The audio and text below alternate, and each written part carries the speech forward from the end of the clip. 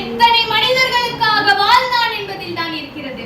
இந்த வரிகளுக்கு உயிர் கொடுத்தவரின் பெயரை நான் சொன்னால் ஒரு புரட்சி தான் உங்கள் நினைவிற்கு வரும், ஒரு போராட்டம் தான் உங்கள் நினைவிற்கு வரும், ஒரு தமிழ் உணர்வு தான் உங்கள் நினைவிற்கு வரும், ஒரு சமத்துவ சிந்தனை தான் உங்கள் நினைவிற்கு வரும். ஏனென்றால் ஜீவானந்தம் அவர்கள் வாழ்ந்தது அவருக்காக இல்லை, மறுக்கப்பட்ட மக்களின் வாழ்வுக்காக.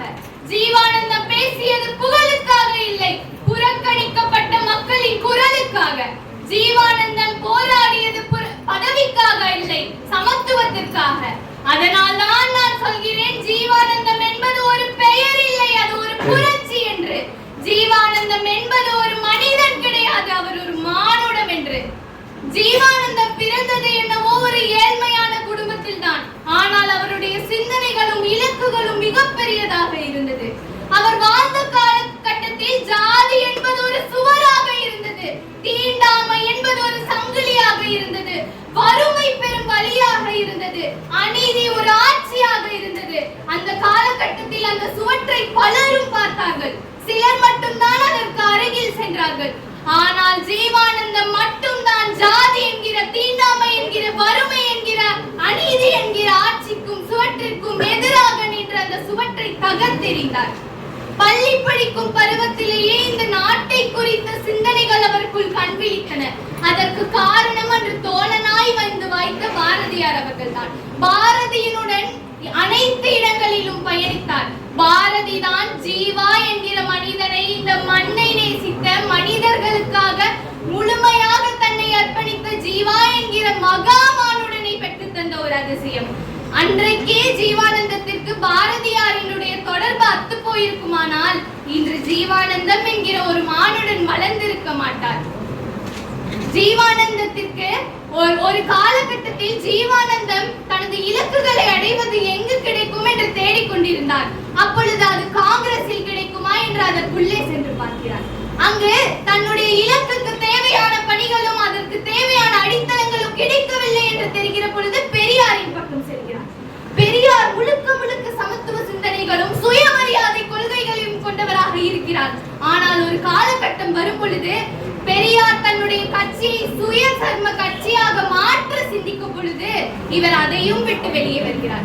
இறுதியில் காந்தியத்தின் வழி செல்லலாம் என்று காந்தியத்தை பின்பற்றுகிறார்.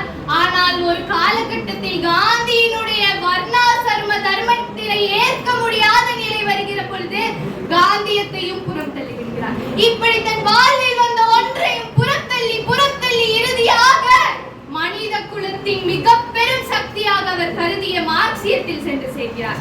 கம்யூனிஸ்டாகவே இருந்து, கம்யூனிஸ்டாகவே வளர்ந்து, கம்யூனிஸ்டாகவே மலர்ந்து முடிந்தவர் தான் நமது ஜீவானந்தம் அவர்கள். எவன் ஒருவன் உலக மக்களின் நலனுக்காக தனது சுயநலங்கள் அனைத்தையும் துறந்து வருகிறானோ அவன் தான் உண்மையான மானுடன், அவர்தான் தோழர் ஜீவானந்தம் அவர்கள். ஒரு முறை அவர் ஊர்கோவிலில் ஒரு திருவிழா நடைபெற்றது. அப்பொழுது அந்த திருவிழாவின் தெருமுனையில் தெருமரிச்சான் என்று ஒன்றை வைக்கிறார்கள். அப்படி என்றால் கீழ் ஜாதிக்காரர்கள் யாரும் எங்கள் திருவிழாக்குள் வரக்கூடாது, மேல் ஜாதிக்காரர்களின் கட்டளையாம் இது. இதை கேட்டவுடன் ஜீவானந்தம் அவர்களுக்கு மிகுந்த கோபம் ஏற்படுகிறது. அதை பார்த்து தனது நண்பரான மன்னடி மாணிக்கம் என்பவரை அந்த அக்ரகாரத்திற்குள் அழைத்து செல்கிறார். அதை பார்த்தவுடன் அங்குள்ள மக்கள் அனைவரும் கோபத்தை கொந்தளிக்கின்றன.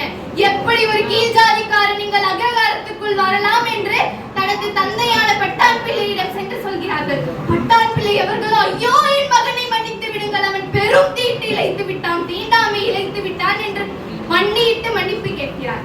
இறுதியில் ஜீவானந்தம் அதை எதிர்த்து, உங்கள் கோவிலின் சிலையை வடிக்க தேவைப்படுபவன் ஒரு கீழ் ஜாதிக்காரன், உங்கள் கோவிலின் கட்டிடங்களை கட்டி முடிக்க தேவைப்படுபவன் கீழ் ஜாதிக்காரன், உங்கள் கோவிலின் முழுமையான பணிகளை செய்ய தேவைப்படுபவன் கீழ் ஜாதிக்காரன், ஆனால் கோவிலுக்குள் அவனுக்கு நுழைவில்லையா என்று. இப்படி அவர் கொள்கைகளிலும் சமத்துவத்திலும் ஜாதி எதிராகவும் பேசினார் நமது ஜீவானந்தம் அவர்கள். ஜீவானந்தத்தை வரலாற்று புத்தகங்களில் மட்டுமல்ல, சமத்துவ குரலுக்காக ஒலிக்கும் ஒவ்வொரு குரல்களிலும், மனித நேயத்திற்காக ஏங்கும் ஒவ்வொரு இதயங்களிலும் நாம் தேடுவோம். இறுதியாக ஒன்றை சொல்கிறேன், இந்த மேடையில் நான் கம்பீரமாக கர்ஜிப்பேன், ஜீவானந்தம் என்பது ஒரு மனிதன் கிடையாது, அவர் ஒரு மானுடம் என்று. வாய்ப்புக்கு நன்றி.